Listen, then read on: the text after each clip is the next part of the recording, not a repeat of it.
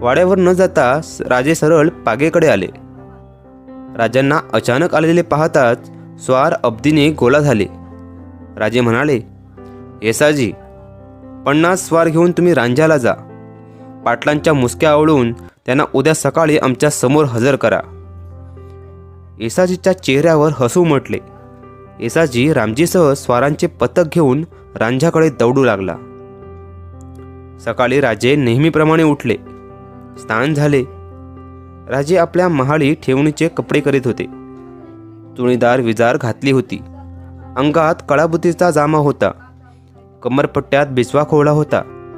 कमरेला तलवार लटकवली होती. दर्पणात पाहून त्याने आपला जिरोटोप मस्तकी घातला. कपाली लावलेल्या गंधावर त्यांची नजर गेली आणि ते हसले. महालात जिजाबाई उभ्या होत्या. राजांनी जाऊन त्यांचे पाय शिवले.